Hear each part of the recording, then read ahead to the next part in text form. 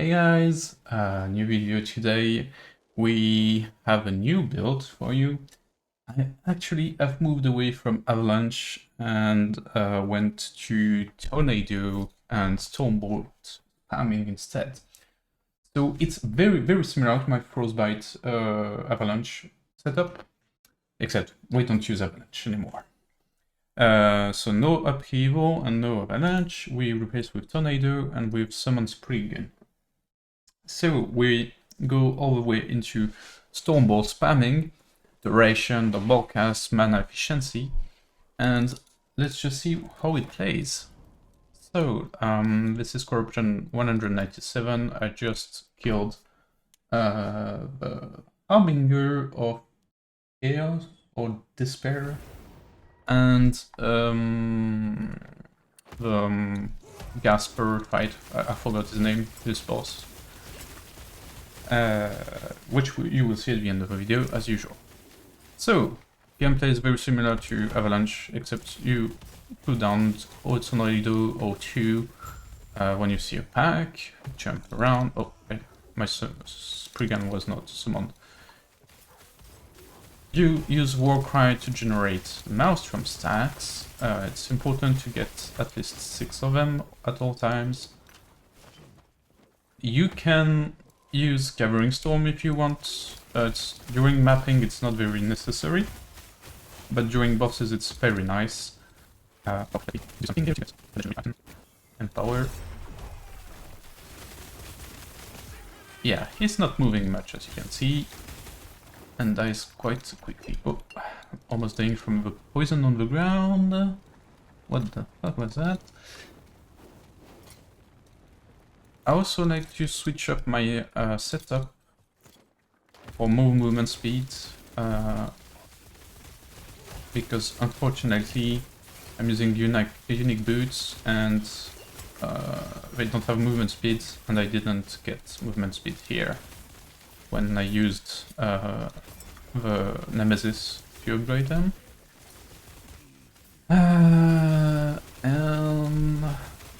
Yeah, you can also use a ring or whatever to get swiftness and replace your evade, which isn't very useful to run around the map. So yeah, the gameplay is just put down a tornado, jump around, Warcry if you need Maelstrom stacks, and during bossing you have to keep some of Gathering Storm stacks. Your Spriggan will give you additional stacks, but not enough, especially if it dies, to get some all the time. Always give Warcry whenever it's on cooldown for the bossing, because it gives you a lot of damage. And of course, spam as much Tornado as possible. Just fill the screen.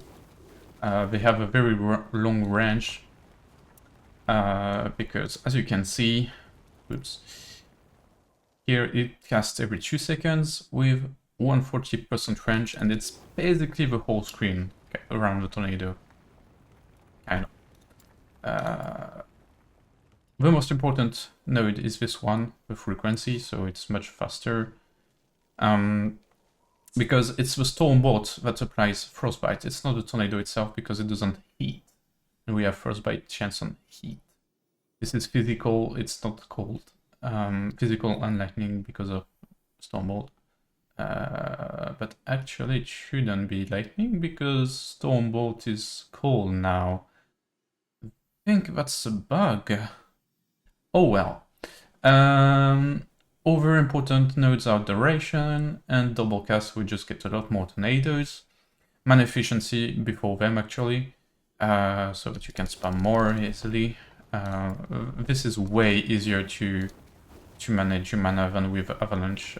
I can almost spam indefinitely, and since during bossing you move around, you will never run out of mana basically. And just a little point in cast speed. Then that's second most important skill, because it buffs your storm bolts from any source, from both Gathering Storm stacks, both from Tornado, from your passive tree, everything. We called converts, of course, so we get Frostbite chance from the shock. So You could get shock chance on your items to actually get more frostbite from the Stormbolts. I don't. But you could get it on the 1 or whatever as a legendary.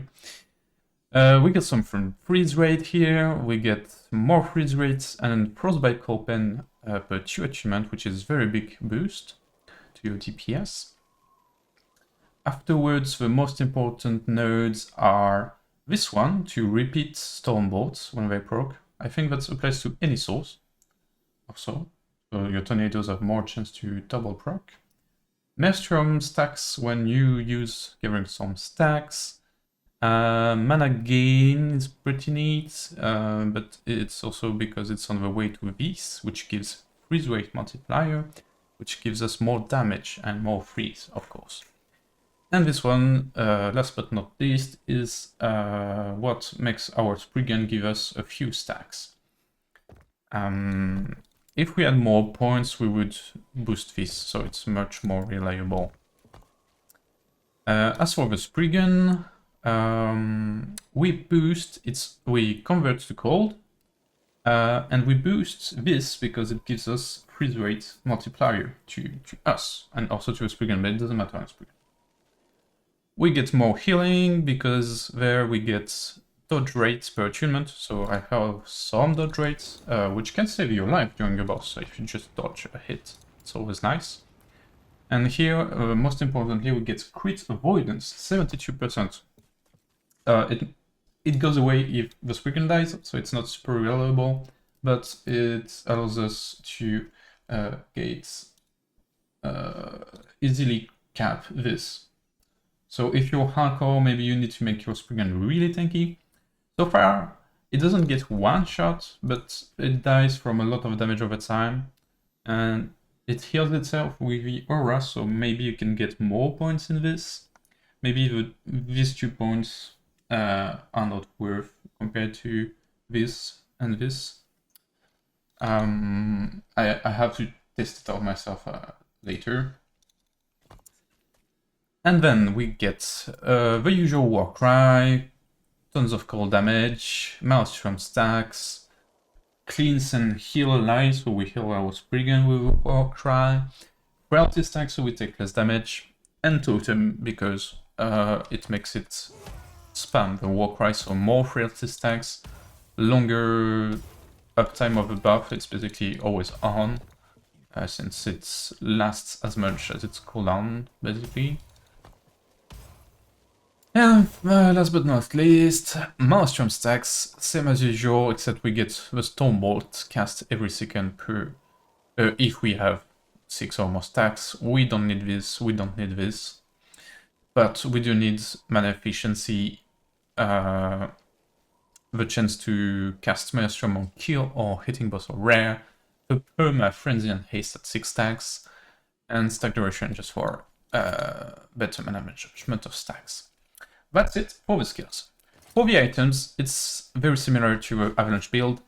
We get Frozen Ire. I would of course prefer to get freeze rate or cold damage on this, maybe even mana regeneration or the chance to shock, as we said. I think you can get that on a wand, since it gets converted to frostbite chance. The frostbite shackles, mandatory for any frostbite build. Tons of frostbite chance, some ward gain on freeze. If you noticed during the mapping, you can see I get a lot of ward during mapping. During bossing, we don't freeze the boss very often, so of course it doesn't proc much. But also frostbite duration, that's basically the only source we get of frostbite duration, I think.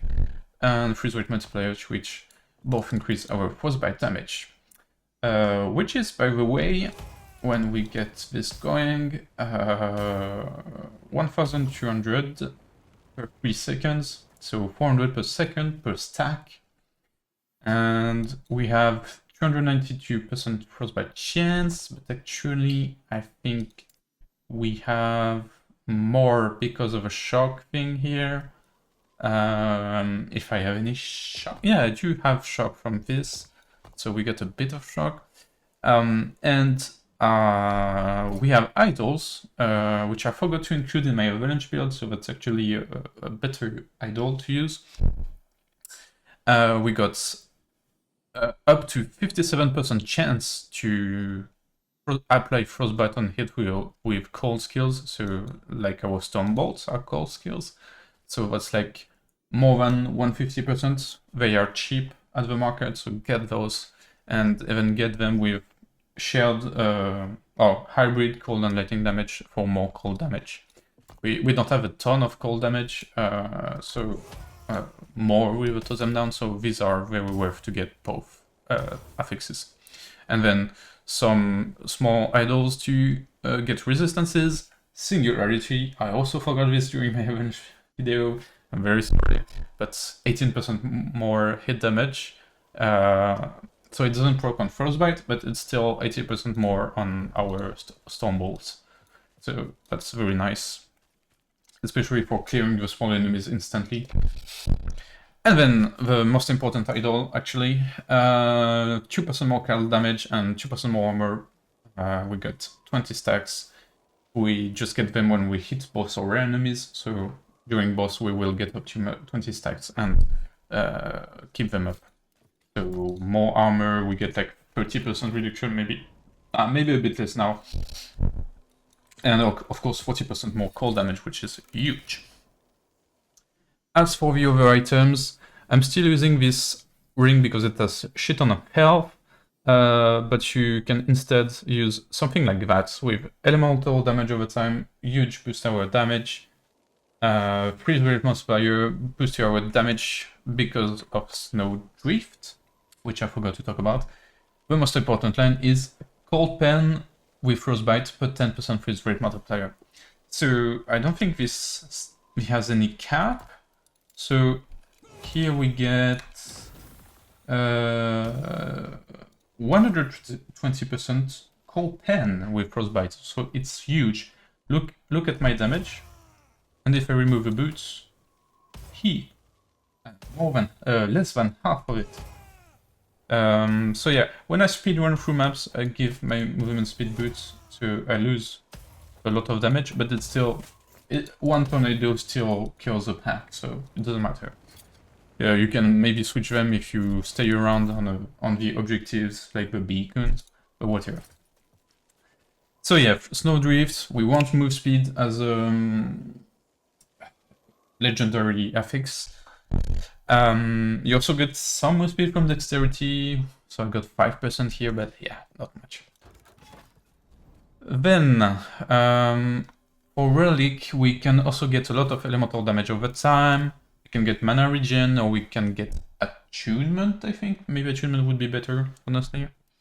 My previous one was this. It had the poison damage, that's poor.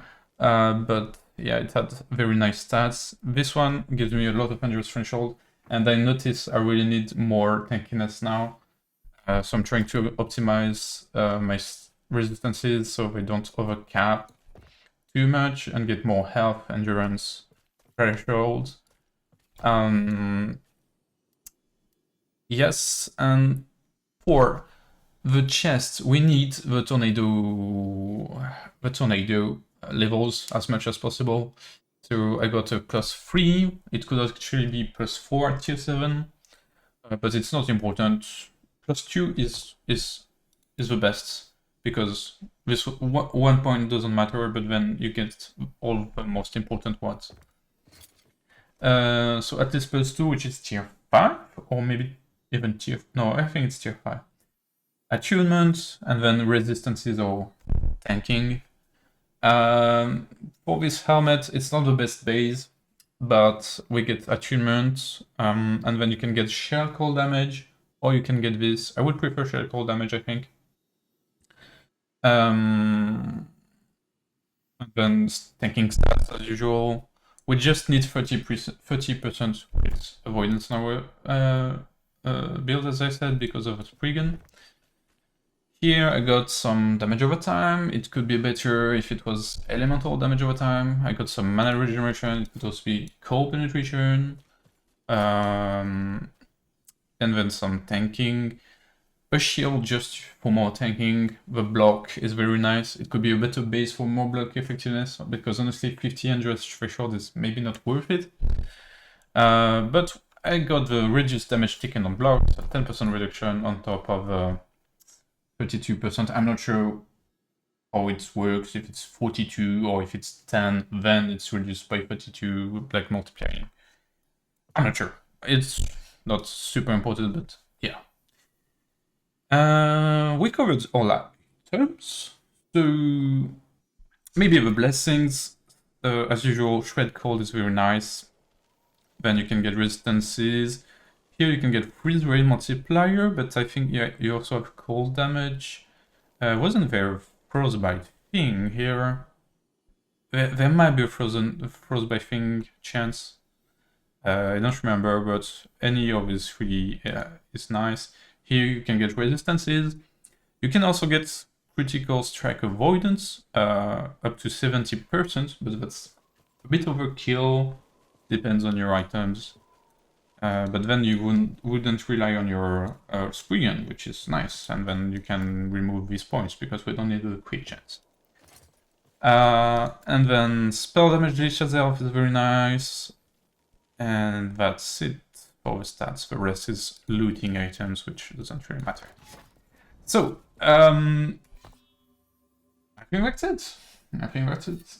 Do I have anything more to say? Yes, this build is awesome for AFK, kind of, because the tornadoes, they cover your whole screen, as I said. So you can off-screen mobs during arena echoes.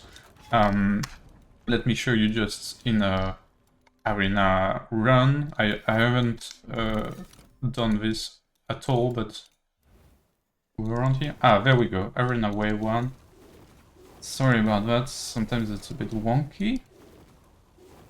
Maybe it's just a timer at the beginning. So yeah, you see the waves go way too fast. So I'm not sure if it's normal or if it's a bug. But anyway, the point of it, as you can see, is you can almost AFK. I mean, honestly, you could just spawn the tornadoes on you, not even move your mouse, and since they move around a bit, they will cover a large area still. So yeah, I can just do whatever, and I can kick them dance or something. I don't know. Whatever you want. There we go. So, I hope you enjoyed this little showcase, and I will see you in the next one, which should not be about Shaman. I promise it will. I'm leveling up a Sentinel, going Void Javelin. I want to farm the new unique Void Winter Spear. I think it's a spear. Which, when you use Javelin, or when you hit with Javelin, you throw icy void shards at enemies, a bit like the unique bow for marksman. So yeah, that's gonna be real nice. See you guys. You know what to do, like, subscribe, comment, share the video, find my Twitch, find my Discord server, everything. If you need questions, feel free to send me a message on Discord or write a comment or what. Bye bye!